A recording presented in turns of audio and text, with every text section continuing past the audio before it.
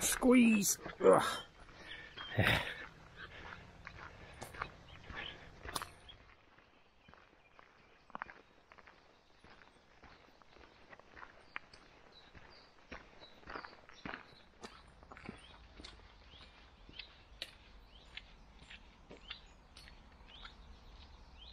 So this waterway, just dead. Might have been something big back in the day, a canal or something, but completely dead. And we're carrying on.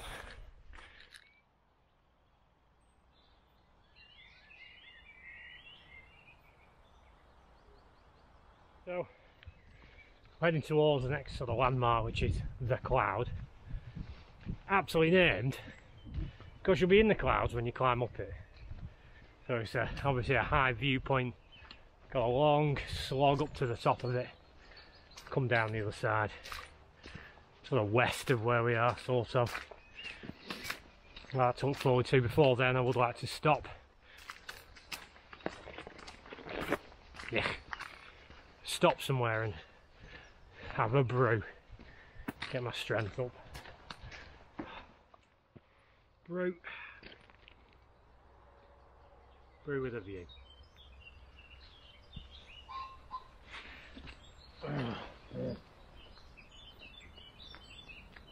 Had to scramble through a freaking down tree. Filthy now.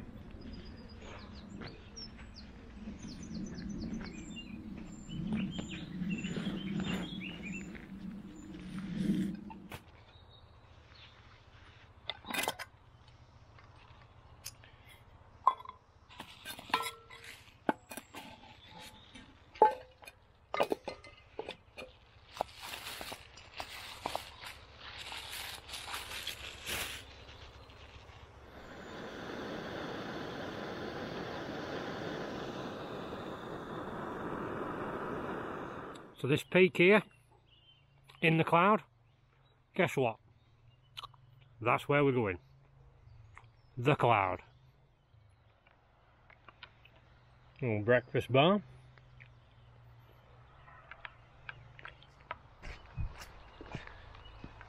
So I must admit, give that view. I must admit, I do like having the two pans. Originally I didn't, I think I just had the one. A little cup you could boil in.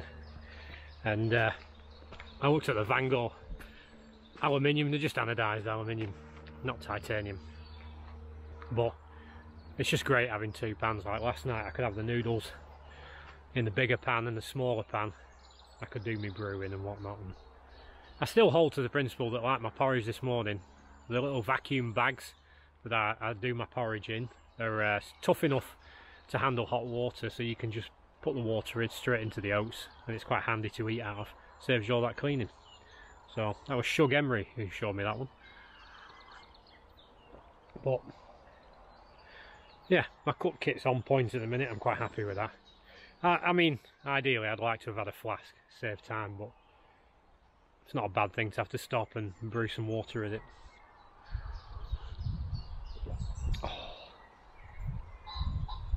Cows are down there working. Yeah, I can't believe that. It is literally in cloud. I mean, it was last time. And pretty much the conditions I've had for this trip have been exactly the same as the last time I was here. I got good sunshine last time when I camped, and coming out the day after it was raining, so I was a little more wet than I am now though. Coffee. There's nothing like it.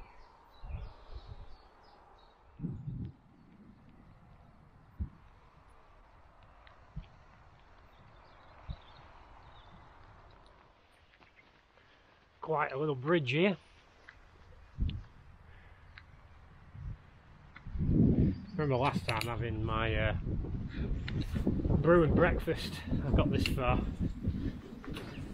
Just had it here.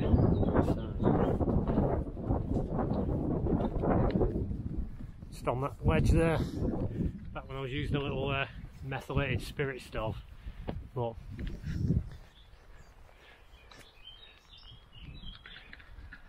Staffordshire way. I've done that one. So, plodding on. At the moment, morale struggling, and I don't know if it's entirely down to the rain, lack of food, I don't know, take your pick. I think of Hadrian's Wall when I was doing the mileage, but every night we were stopping in, what do you call it, Airbnb accommodation, soft beds, food, morning, breakfast, refreshed. Is it just the tent? Is it the food? What? And the rain. I hate the rain. I'm just going to say it. I hate it. I got absolutely drenched before. I had to rush to put my waterproofs on. Now it's died off, so we're just leaving the waterproofs on. Then I climbed over a fence and pants ripped just on the front a little bit. I like them pants. Yeah. Keeping on though. You've no choice really, have you? I can't jump in a cab and go home. What do I do? I've got to carry on. I'm gonna carry on.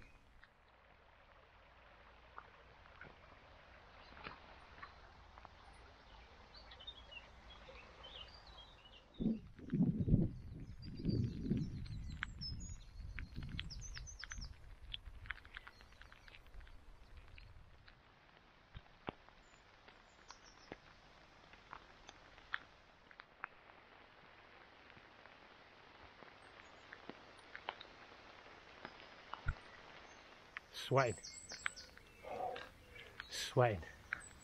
Come through what was a gorgeous bluebell wood, but obviously in waterproof you just start sweating. Water,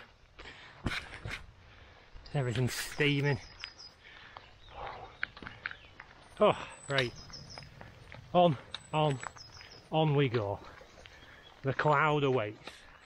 Yeah, because I was just thinking to myself, there isn't enough uphill in this trip. Up there we go.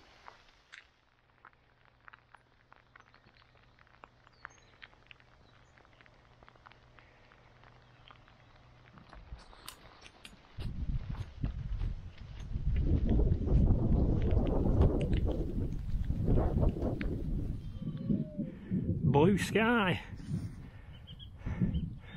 Well, at last you can see the rain heading that way, moving along. As predicted, about 12 o'clock.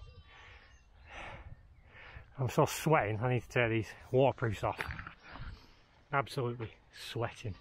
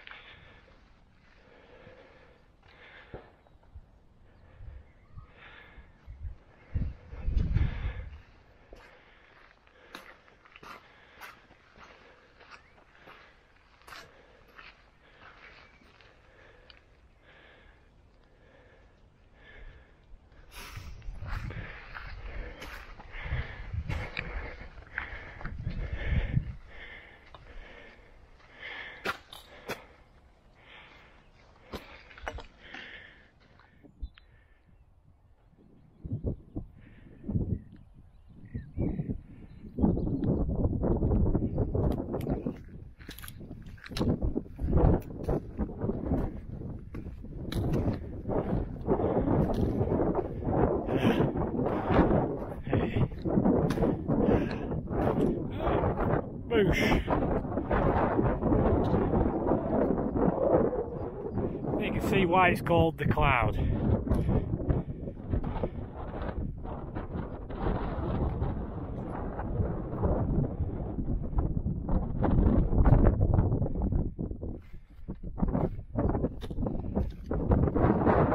We're literally in the clouds.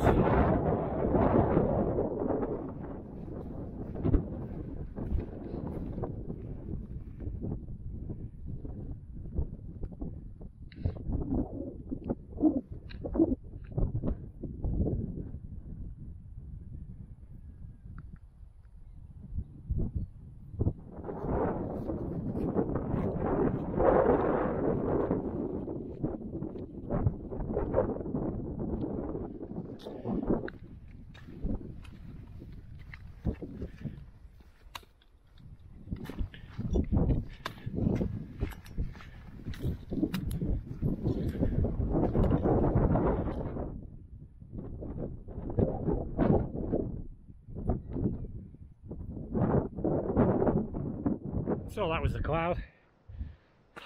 Aptly named. Coming down now on its western side, I think. Feeling a bit better now. I've shook off the waterproofs. Let me get the map out.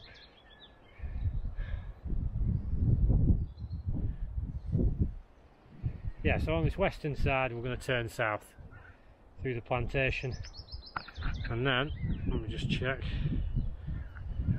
It's on to Timbersbrook, Daning Shore, and then on. Tell you something, be ready for home. Malcop is the next big one. It's quite nice, it's an old ruin, and then after that we're definitely heading towards Kidsgrove and the train station. So plodding on, plodding on.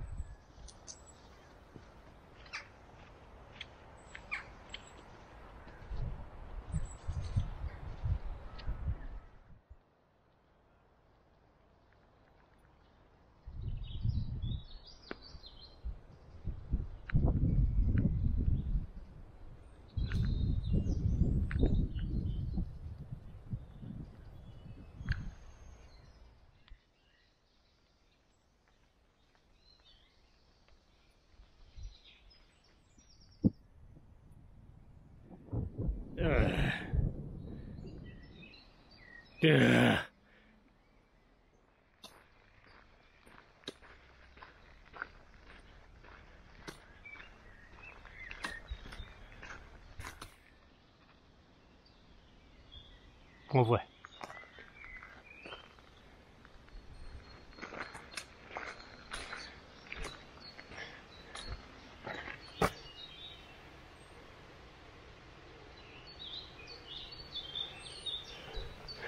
Oh, see me. We're around about there. No, there.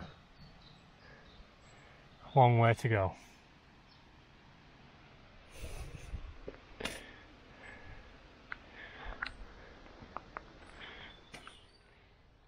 Well, that's 10:30, 11:30, 12:30, 1. 2.5 hours of walking.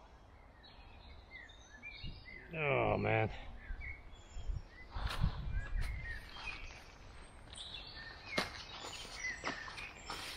Grueling.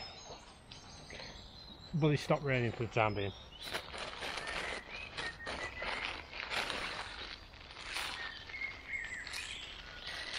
What have we got left? Bin's nowhere near.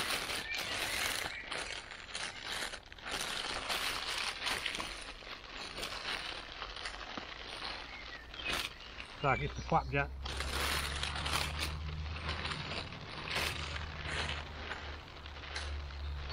Thought I could use that as a rubbish bag. Sorry, I just left you looking at me. Another flapjack. And some water.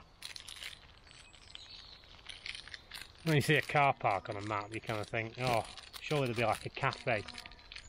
Something like that. No. It's just a car park with a picnic area. Bring your own.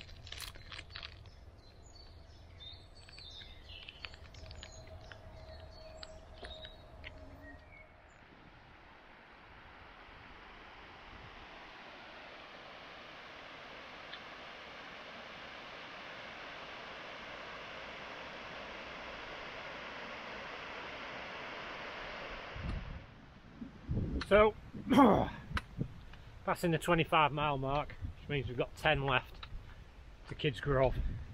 We've got Nickerthill and Malcop,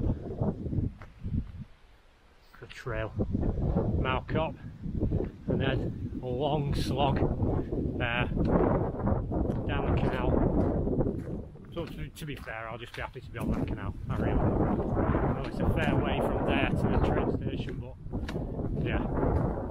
And then when we get to the car, we'll do a debriefer. Need to check down there. Quite nice property. It's going to rain again. Am I going to put my waterproofs on? Probably not. Going down the Tim Mason School of Waterproofing. I can't be bothered putting them back on again. Just a sweat. I'm going home. It'll get wet. Who cares? We'll dry them out. some nice property. This does make me laugh though. Let's go right through the middle of the field. No idea, except for that one marker on there, and I can just see the yellow over there. Just through a field, why not?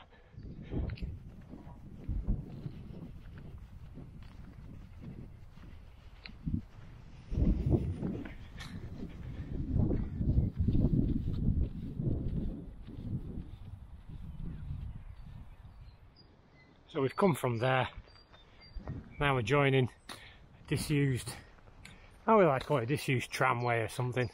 It's obviously a footpath now, but there's a plaque up there or something. We'll investigate what it is. So I was kind of thinking, just coming off the back of that break we've just had, I hope you can hear me, it's a bit windy, the rain didn't come. I was thinking, just spotted something, I want to see what it is. Oh, alright. Anti-climbing defences. I was trying to think what the problem was. Why am I not enjoying this? Why, second time around, am I still slogging? And I'm thinking, is it my fitness? Have I really overestimated my hiking skills or whatever? Maybe I've just got lazy.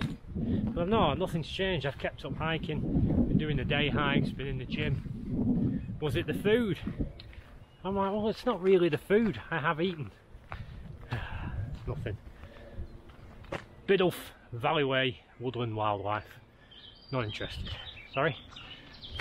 So, right, weather, yeah.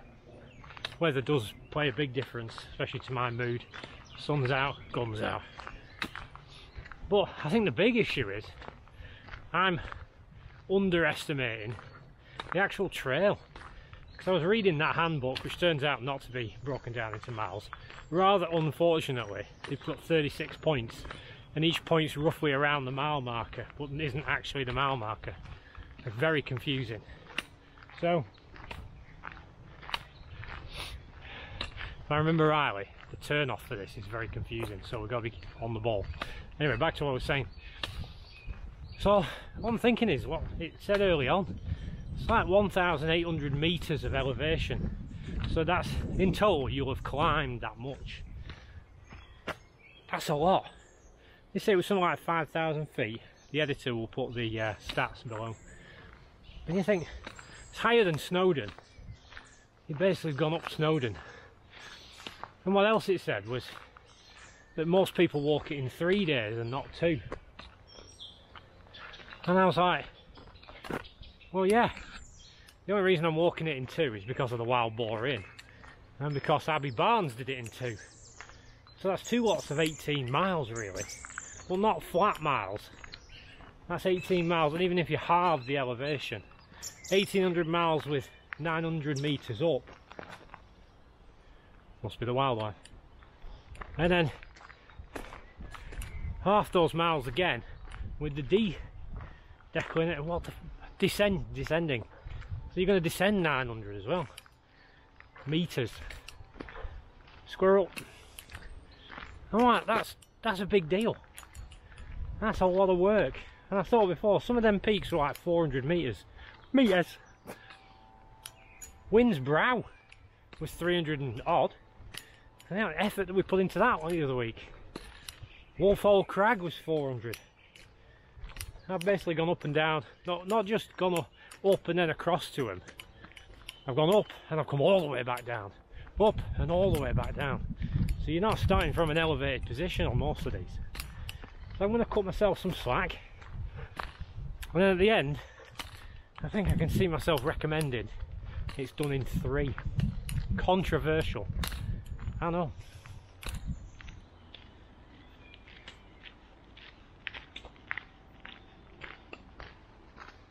I mean, I'm also annoyed that I've lost my pants. Oh, I've got a hole in them. I don't think they can be stitched. But yeah, I'm always leaning towards self-recrimination. Like, it's my fault. I'm not enjoying it. It's my fault. I've done it wrong. And it keeps me a bit biased against what's the word? You know, clear thinking about the trail. So the second time round, I'm still goosed. You know.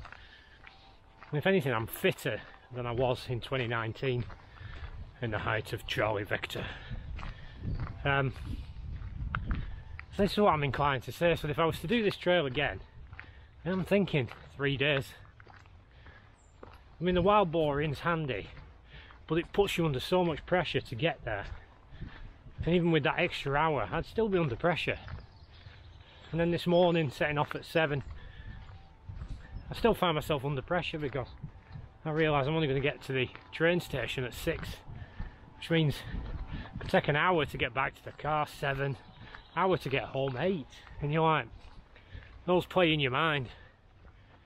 You're trying not to rush, but you kind of want your walk to be a combination of an enjoyable walk that's challenging, but which leaves you enough time at the end to recover. I'm going to carry on thinking about this for a bit. Woohoo! Sun's out! Woohoo! You are here. How depressing. I go all the way down there. All the way down there. That's where the canal is. I've got Cheshire's Close there. Gritstone. So this is going to take us to that point, and I'm going to break off. Still a ways to go yet.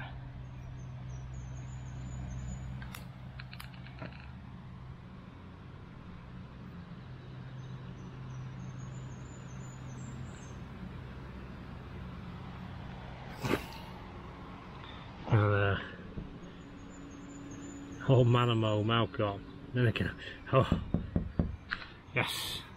Like I was saying, look at the elevation, look at your terrain.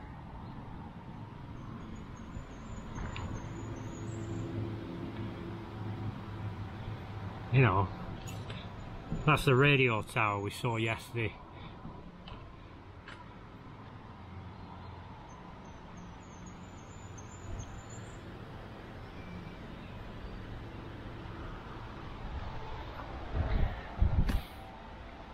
If you enjoyed this, why not try the Sandstone Trail? How about you kiss my backside? Oh, I hate challenges because I'm kind of keen to take them. Sandstone Trail, Cheshire's Twin Trails and the Gritstone. Yeah, right, well, onwards.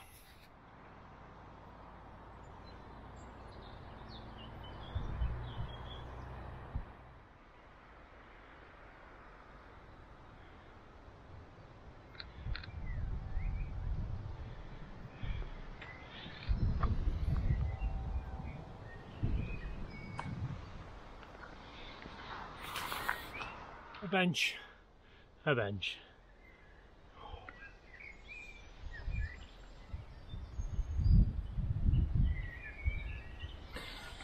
Ugh. This also is a long stretch. It's in a straight line. We'll be turning off at some point. Nicottville, Marcop. Should be about 3:30 when we hit the 30-mile mark.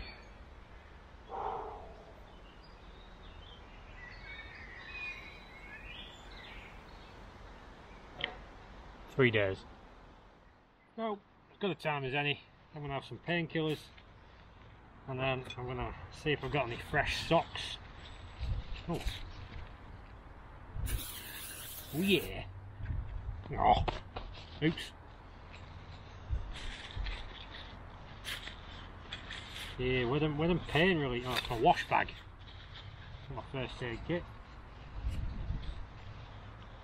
At least I smell nice.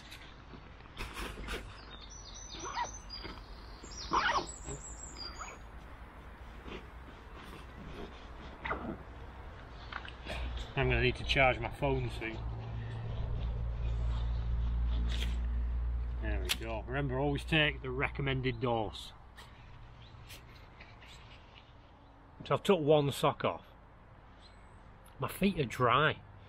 I mean, we've tramped through all that brush, high grasses, everything. My boots, I'll just show you.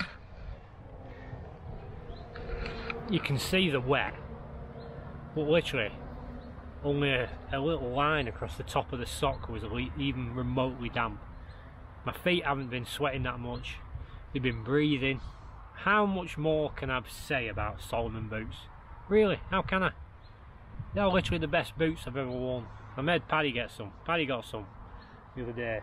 Quads as well. He got the 4s. Just, they keep impressing me every day. So I'm taking these off, and I mean, they do feel good with fresh socks. Never underestimate the power of fresh socks. But man, they're not even soaked. There's no sweat. There's no nothing. The skin of my foot is still dry. If you're wearing boots and they're soggy when you take your feet out of them, you need to get some Salomons. Pilgrim Hiker says get some Salomons. Get them.